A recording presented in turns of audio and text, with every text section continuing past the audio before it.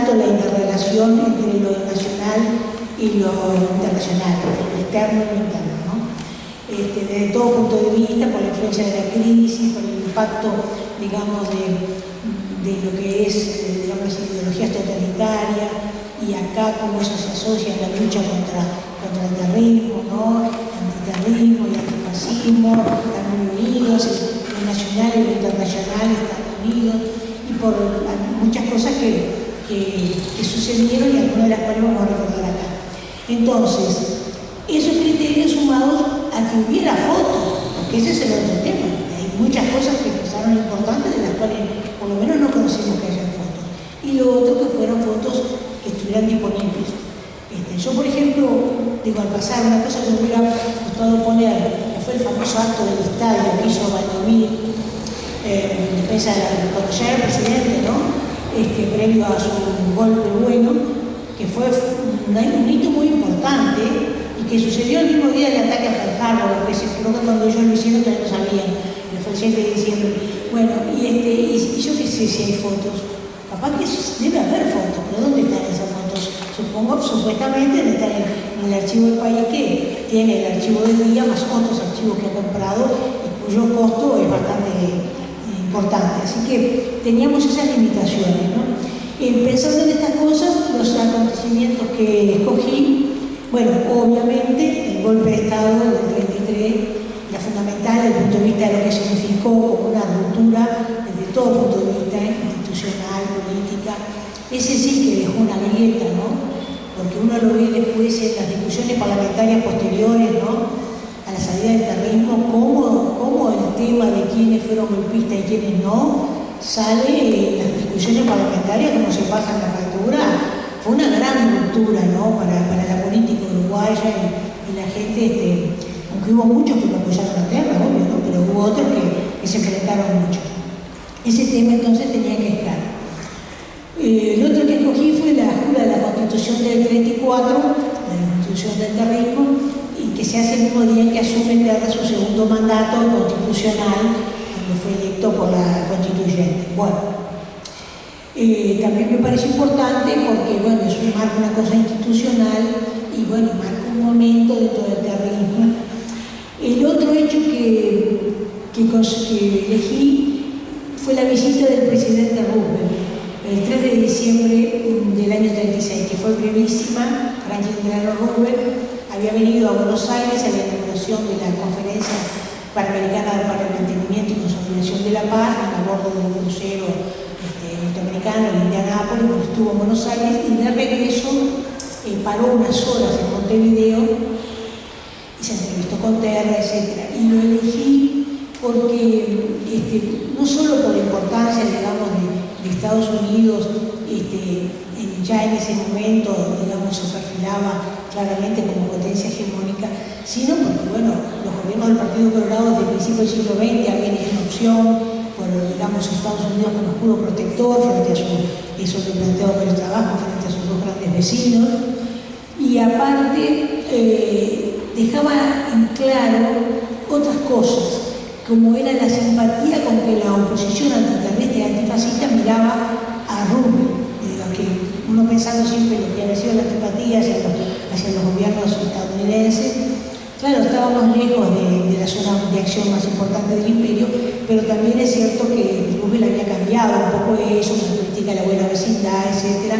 Y sobre todo cuando ya empezaban algunos pronunciamientos todavía suaves de Roosevelt contra los totalitarismos, ¿no? Entonces se le empieza a ver desde acá como una especie de antorcha, de esperanza, y uno lo ve como enorme cantidad de gente va a recibirlo, va al puerto, va a despedirlo, a pesar de que está Terra, porque iba con Terra, obviamente está en todos lados con Terra, pero superan eso para demostrarle, digamos, que lo apoyan, etc. Y es interesante. Aparte del punto de vista de la fotografía en sí, tiene otra interesante parte que después les voy a comentar. Bueno, otro hecho que elegí fue el de la transmisión de mando de Terra Valdomir. Bueno, eso empieza otra época, ¿no? También teníamos fotos grandes, ¿no? Esa es la verdad, ¿no? Foto de sol. Yo cuando ponga la foto, le veo al costado va a estar el origen de la foto, ¿no? Y después me pareció que el tema de la batalla del Río de la Plata, la entrada de Graf P en el puerto de Montevideo, era un hecho que había marcado la época, era el cierre de la década, porque fue en diciembre del 39, y además porque dejó muchas marcas también, algunas que no se conocen demasiado, digamos, sobre la vulnerabilidad del país, ¿no? Un sentimiento de indefensión que se acrecienta, ¿no? Con la entrada de Graf P, que en realidad tenía su poder de fuego casi intacto, no sé qué.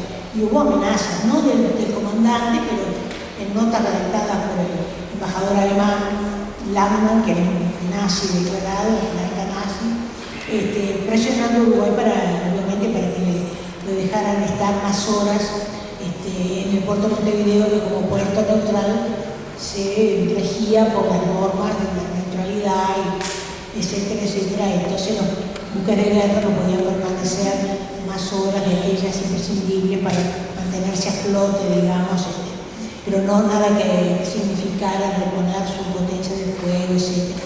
Cosa que fue realizada y inspeccionada por los marinos uruguayos. Pero bueno, de eso vamos a hablar un poquito más. Pero veamos un poco las imágenes escogidas. Y antes que nada les quiero decir que ya se lo advertí a Ana, porque tengo permiso, no le gustó.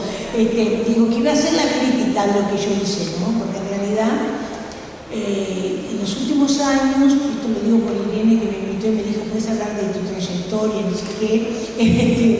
En los últimos años yo he trabajado un poco más a fondo el tema de la relación fotografía-historia, cosa que antes no había hecho, mea culpa, como la mayor parte de los historiadores utilizaba la foto para ilustrar, ¿no? Una clase, un libro, algo.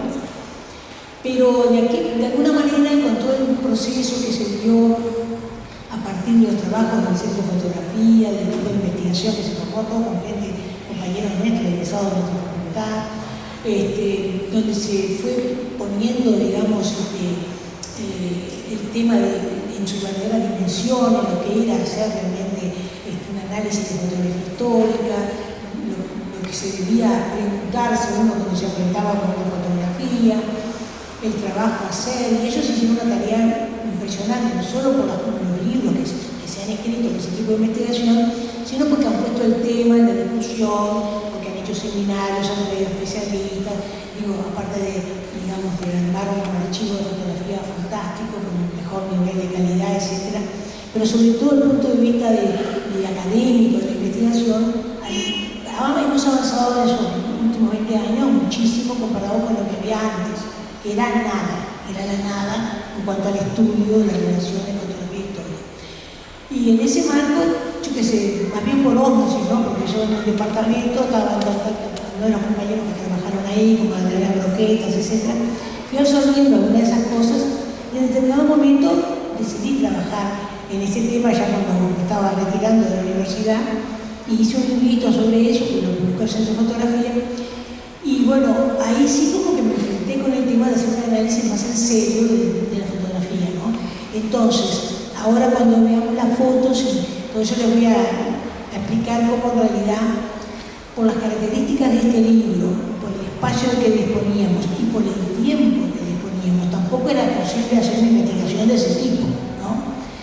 Entonces, lo que hicimos, lo que hice yo personalmente, fue obviamente poner un pie de foto, que era obvio que iban a ser unos pie de foto más o menos extensos, que ubicaran en el contexto esa foto, pero eso no significa que realmente estemos haciendo un verdadero análisis de la imagen, porque la mayor parte de esas imágenes no sabemos ni quiénes son los autores, no sabemos decir, porque no pudimos investigar, porque no podemos suponer, pero eso era lo que se podía hacer en estas circunstancias y fue lo que hicimos. Pero por eso yo, al final, voy a ver si me da el tiempo, supongo que sí, para hacer algún señalamiento con respecto a este tema, ¿no? Pero bueno, veamos las imágenes que elegimos para porque Ana me dijo, sí, es cierto que no pudiste hacer ese análisis, pero te dejamos poner 2 fotos más, porque en vez de 5 puse 7. Pero bueno, acá, por ejemplo, el golpe elegí, aparte de esas icónicas fotos de Brum, en la puerta de su casa, y en la calle Paraguay, resistiendo la detención, ¿no? Con revólver en mano y acompañado en este caso por su madre y su esposa, y algunos de sus familiares y algunos de sus correligionarios más notorios, por ejemplo, el que se ve más acá, de traje oscuro, de sombrero, es el que fue ministro de Industria, Mundo Castillo, un tipo brillante, digamos, un ballista con un pensamiento muy claro en tema nacionalismo económico, que ahora no lo recuerdo jamás, por supuesto, y que es, digamos, el padre de la creación de ANCAP, digamos, el autor del primer proyecto de refinería estatal, una figura sumamente interesante. Bueno, esa foto, bueno, no sabemos, esa foto suponemos que puede haber sido sacada por los fotógrafos del día, no sabemos, porque ese día, como fueron tantas horas que ellos estuvieron ahí, la prensa fue, digamos, más allá de que había policía en las puertas, en las esquinas y todo, pero hubo prensa que cubrió eso, ¿no? Entonces, no sabemos eso. Sí sabemos que, bueno, que hubo una conmoción en el barrio, de personas que todo el mundo sabía, mientras se tramitaba lo que algunos de sus familiares querían que fuera que se asilara, no había ofertas de embajada para que se asilara, y bueno, él terminó decidiendo otra cosa, se tiró a la cárcel. Bueno, pero eso que fue un hito que marcó realmente, porque obviamente que Terra, por más que lo había mandado a detener, se había cuidado mucho de que no lo fueran a matar, porque digamos, él inclusive cuando fueron los detectives a detenerlo, lo sacó aquí, pero digamos, por ahí lo vivieron. Entonces no tenía interés obviamente en hacer un mártir, y bueno, pero tal, la vida fue así. Y es otra foto que me pareció interesante. Estas dos fotos están en la Biblioteca Nacional, con materiales especiales, no se sabe el autor, no lo dice por lo menos, y son las fotos de ese periodo de Irún que fueron muy convulsionadas, como se imaginarán, porque una multitud, la gente gritando, la policía, bueno, ¿no? Es decir, marcar un poco lo que significó la conmoción, esa responde un poco la elección de esa foto, que obviamente el día tiene cantidad de fotos. En su momento fueron censuradas, después se publicaron ya por abril y eso ya se publicaron.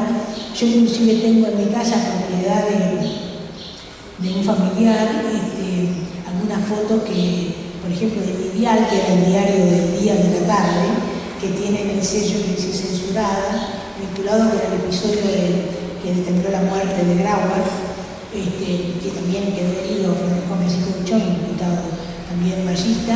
Bueno, y por una relación familiar, yo tengo, digamos, la cuñada de mi esposo es casada con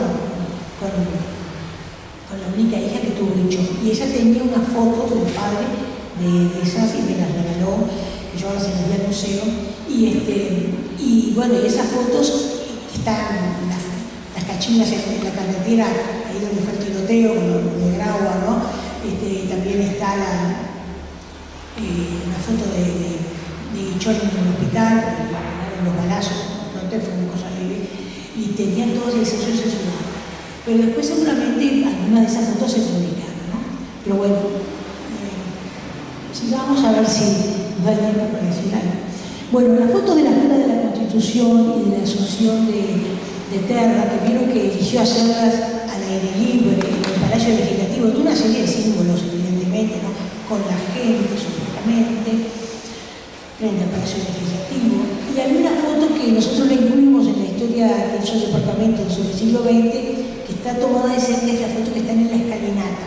Hay unos sillones de cuero, está Terra, está Navarro, que era el presidente de la Asamblea General, está Morelli, y está Arteaga, que era el presidente de la Constituyente, el sobrino de Herrera.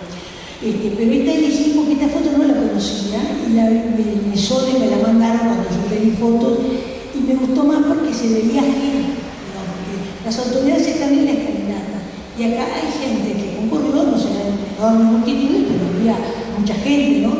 Y bueno, muestra también, no sé, quizás la esperanza de que ahora que se iba a regir una nueva constitución y había una elección pseudo constitucional del presidente, entramos en otra era, no sé. Bueno, la foto de Rubén saliendo de la casa de Terra, que era la calle Graciada de Capurro, es interesante que ustedes saben todos sabemos que Rubén era paralítico. Ahora, lo increíble, había quedado paralítico después de una poliomielitis, ¿no? En el año 23. Pero lo increíble es que la gran parte de la población norteamericana no sabía que él realmente no podía caminar. Era una cosa que se ocultaba muy celosamente, y en este lugar, en la Presidential Library de Rubén, viste que hay una por cada presidente, una biblioteca, hay documentación correspondiente al periodo, etc. Hay miles de fotos de Rubén y solo hay 25 fotos que lo muestran en silla de ruedas, ¿no? Soy un autor que trabajó bastante sobre el periodo de Rubén, ahí lo aprendí. Y había como un pacto de caballeros que no lo sacaban cuando él bajaba con las muletas, y obviamente cuando él bajó del barco, venía, digamos, generalmente se agarraba de dos personas, el hijo, uno y otro militar, y usaban unos dispositivos bastante incómodos para poder mantenerse erguido, pero en general las fotos están en el auto y esa responde a eso. Obviamente que no le van a sacar una foto acá en silla de ruedas o en muleta, ¿no? Pero en definitiva, para Terra fue como digamos, mostrarse que Rubén lo aceptaba, que todo eso que decían de él, que era un fascista, que todo lo hermano era cierto. Y bueno, y la gente que fue a acompañar multitudinariamente a Rubén, pero al grito de democracia y libertad, etc., ¿no? Que también muestra un poco la época, el tono de la relación entre lo interno y lo externo, ¿no? Bueno, otra foto bastante obvia, la transmisión de mando, ahí está Terra, pasando el mando a Valdomir, sería Chacón a la derecha, vicepresidente de Valdomir. Por suerte también estas fotos también son las que podemos utilizar en un momento de inicio de la transición, porque no vamos a decir que ya no es un inicio de la transición que va a demorar. Y la última foto, que es la del Graf P. Como ustedes saben, el Graf P, después de la batalla, que la batalla empezó el 13 de diciembre, empezó en la madrugada en aguas internacionales frente a la costa brasileña. Aparentemente Langsdorff, que estaba acá para cazar buques mercantes que salían del Río de la Plata con insumos para la Bretaña, cosa que ya se sabía eso. Lo mismo sabían los ingleses, por algo el almirante Comodoro, después almirante ascendido después de la batalla, y Comodoro Harlow tenía sus barcos por esta zona porque sabía que había un acorazado alemán que estaba hundiendo buques mercantes, venía por el Atlántico haciendo una cacería, y se ubicaron acá. Y en esa madrugada, digamos, del 13 de diciembre, Langsdorff vio la columna de humo sobre el horizonte, pensó que era un mercante, y se lanzaron a atacarlo. Cuando se dio cuenta, se encontró con los 3 buques de guerra británicos, que obviamente cada uno de ellos tenía mucho poder, menos poder que tenía el acorazado alemán, pero por la forma en que Harlow distribuyó sus fuerzas y todo, y lograron hacerle mucho daño, ¿no? También el Graf P hundió prácticamente, no lo hundió, pero lo destrozó totalmente a uno de los buques que se tuvo que ir para Malvinas, etc. Y bueno, y decidió ingresar en el Río de la Plata, grave error para él, pero bueno, ingresó en el Río de la Plata y entró sin práctico, sin aviso, sin práctico. En el Río de la Plata no es fácil, que es un río dificilísimo, actuario. Pero ellos habían tenido la precaución, los alemanes, de traer en su tripulación marinos mercantes acostumbrados. Parece un marino de un oficial que era de uno de los barcos, creo que del Cap Arcona, uno de los transatlánticos que venía acá al Río de la Plata y conocía bien la zona. Pero bueno, el gobierno, por supuesto, que ya estaba enterado porque había habido la batalla, porque había habido cañonazos en la Punta del Este, bueno, habían habilitado el hospital militar para los heridos, etc. Pero los montevideanos comunes y corrientes se encontraron de mañana con ese buque ahí en el antepuerto, en la zona, digamos, próxima al cerro, entre el Neptuno y el cerro, digamos. Y esta foto, que para mí es la que más me gusta, que es una foto, porque muestra, claro, lo ubican en Montevideo, en el cerro. Las otras fotos, hay muchas fotos de la explosión, etc., pero esta es preciosa porque lo ubica en Montevideo, ¿no? Y vieron los banquitos que circulaban alrededor, porque inmediatamente se acabó el negocio de que pagaba 20 centésimos y te llevaban a visitar, a dar la vuelta alrededor del acorazado. Y lo interesante es que esta foto está en el libro de Diego Lascano, que es muy lindo, que se llama, a ver si está, a ver, pasame la otra. No, bueno, esta es una foto ya de cuando lo explotan al Graf P 17 cuando sale, y esta está en la Biblioteca Nacional. La de Diego Lascano la podemos usar, porque claro, yo le dije, yo tenía un libro de Diego Lascano, que si la próxima foto es así, ahí está, que se llama Historia de Imágenes de la Corazón del Mundo. Y ahí está esa foto. Es un libro que desde el punto de vista gráfico está hermoso, está muy bien impreso, tiene cantidad, es impresionante la cantidad de fotografías que él consiguió. Y tiene esa foto que yo le dije a Ana, esta es la foto que nosotros tenemos que poner, pero esa foto, digo, no la podemos poner, de hecho, no sabemos ni si Lascano nos autoriza. Entonces Ana dijo, no, yo tengo, él creo que está viviendo en Colonia, tengo mi vínculo, digo, y le escribió, y él muy amablemente nos autorizó a utilizar la foto, dejando claro que era de la colección, decía ahí, colección Eduardo Schuller. Ahora, ¿por qué yo le pongo esto acá? ¿Qué le falta a ese libro? Porque es un libro precioso, muy disfrutable para leerlo, es decir, tiene solo imágenes con breves textos, ¿no? Que tiene fotos, breves pero también. Pero lo que pasa es que ese libro lo que no tiene es un capítulo inicial que hable de las imágenes, que nos hable de los coleccionistas, que nos diga quiénes son los autores de las imágenes. Eso es fundamental. Entonces te pone Eduardo Schuller, no tengo la menor idea de quién es. Después en algunos sí te pone Rambert Gatti, bueno, fue un famoso fotógrafo, pero tampoco te explica cómo él accedió a la foto, digamos, los criterios, nada. Le faltó bastante en ese sentido, y por eso es que yo me planteo un poco en qué medida en este trabajo, por más que teníamos yo hice una serie de fotos extensos, de alguna manera lo que falta, lo que hay de ahí, hacer un verdadero análisis de las imágenes de la fotografía. ¿Cuánto me queda? Lo que yo decía acá, bueno, ¿qué implica hacer un análisis, no? Ya sabemos que la fotografía, como dice, es un recorte de la realidad, es algo que el fotógrafo elige tomar ese pedacito, ¿no? Pero tengo que preguntarnos, bueno, ¿con qué intencionalidad? ¿Por qué sacó esa foto? ¿Por qué no sacó otra? ¿Quiénes aparecen? ¿Fue a pedido de quién? ¿En qué contexto? ¿En qué marco? ¿Quiénes fueron los autores? Ese contexto de producción.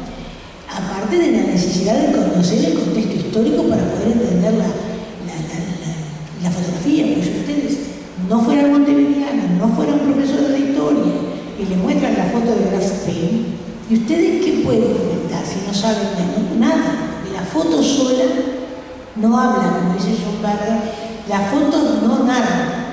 Si nosotros comparamos la experiencia que tenemos, por ejemplo, con imágenes que tenemos en nuestra memoria, que de pronto no son tantas, son menos, pero las tenemos asociadas al contexto.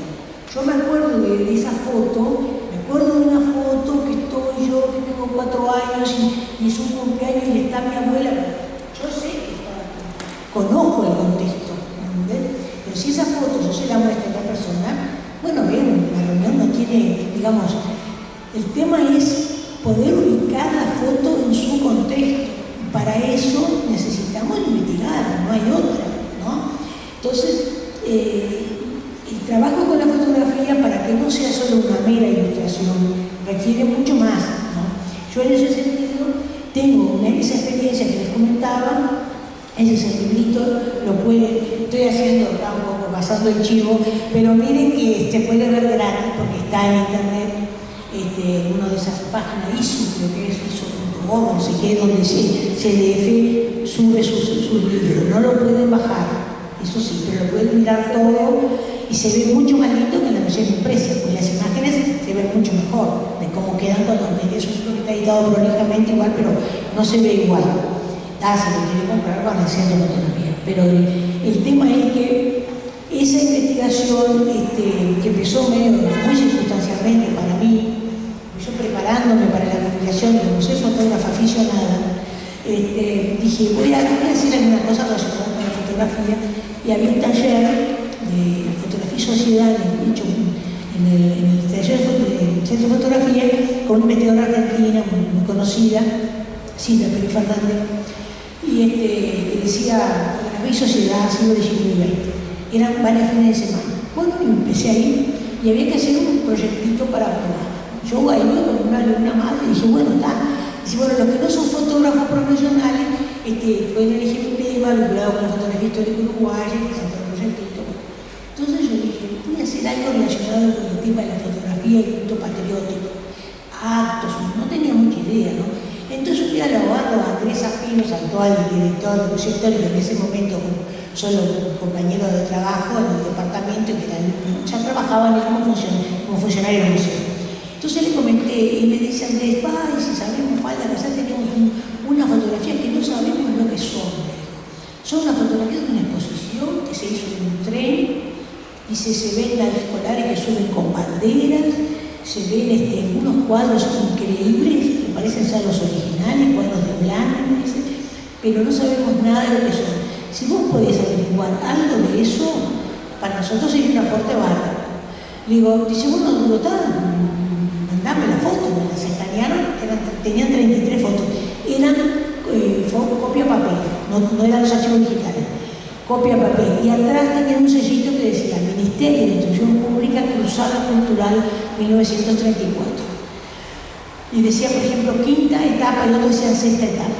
Bueno, empecé a mirar las fotos, eran fascinantes. Ahora yo dije, ¿dónde están las otras fotos, las etapas anteriores? ¿Qué es esto? Y entonces ahí me puse a investigar un poco y fui al sobre y pregunto así tímidamente, no, porque yo estoy buscando. Entonces me mira la funcionaria como diciendo, acá tenemos una colección que se llama Cruzada Cultural.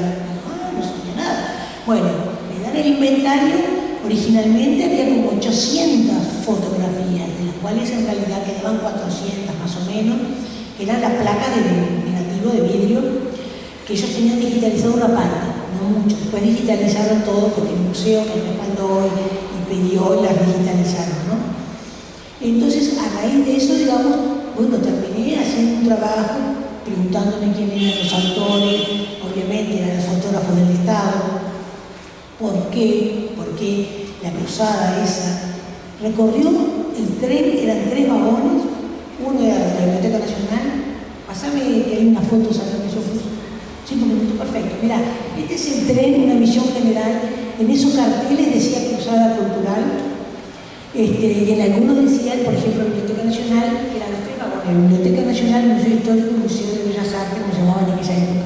Estaban los niños, los escolares que nos hacían subir ahí a mirar todo, y había guías que nos iban explicando, etc. Y ese tren recorrió 122 estaciones, ¿no? Impresionante. Pasando te muestro algunos de los vagones. Acá están otra de las cosas que no conocíamos. Bueno, ¿quién lo organizó? ¿Quién es ese señor que está hablando? Andrés no sabía, yo tampoco. Bueno, empecé a investigar y era el entonces ministro de Instrucción Pública de la revista José Otamendi, porque recuerdo que con la Constitución del 34 había 3 ministros de la revista. Bueno, entonces estuvo solo 9 meses, pero en esos 9 meses una de las cosas que más influencia que tuvo fue esa cruzada cultural que organizó con los directores de las instituciones nombradas.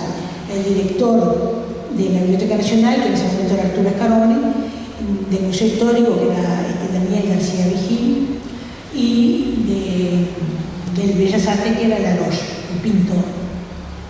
Bueno, ellos participaron prácticamente en todas el ministro en todas las jornadas, digamos, ¿no? Algunas veces iban 2-3 días seguidos, como volvían a Montevideo, etc. Se hizo entre agosto y diciembre del año 34 en 6 etapas. La etapa final fue la más larga, la recorrieron más. Inclusive hasta cruzó la frontera, porque pasaron a Guanaí y estuvieron en Brasil, una cosa insólita.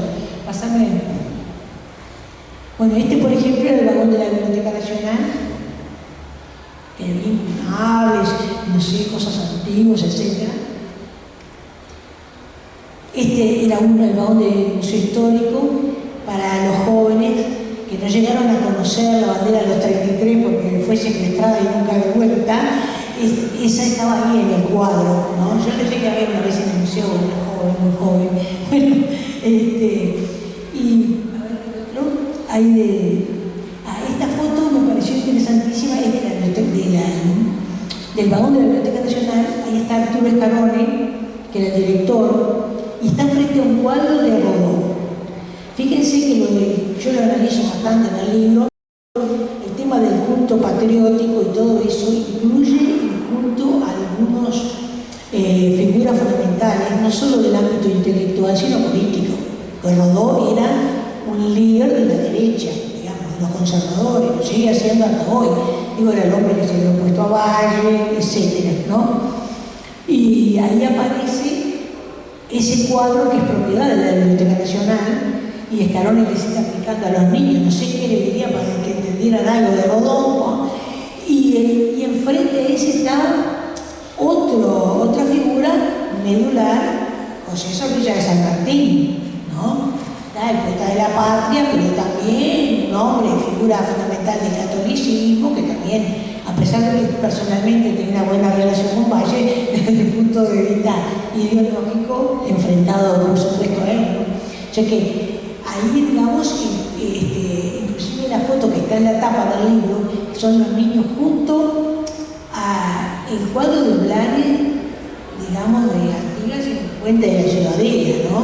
Que es interesante porque pasó a ser después la imagen que todos, digamos, esa imagen creada del prócer, ¿no? Que todos terminamos identificando, que estaba en los cuadernos, ¿se acuerdan, no? De escolares, y que en el análisis tan lindo que hacen en el libro, del catálogo de la exposición que hizo el Museo Histórico de Un Simple Ciudadano, ahí Laura Marosetti Costa plantea cómo ese cuadro quedó durante mucho tiempo sin exponerse, pero claro, no sabía de esto. Yo después le regalé el libro a Laura y le dije, mirá que en el año 34, ¿no? Todo recorrió todo el Uruguay en ese cuadro de Blanes. Ahora, ¿te imaginas que te pones nervioso de ver que están los niños en las fotos de la tapa pegados al cuadro? Bueno, un temor de que te pase algo impresionante, pero bueno, a ver si tengo algo más que les puedo mostrar. La final. A ver si nos queda. No sé.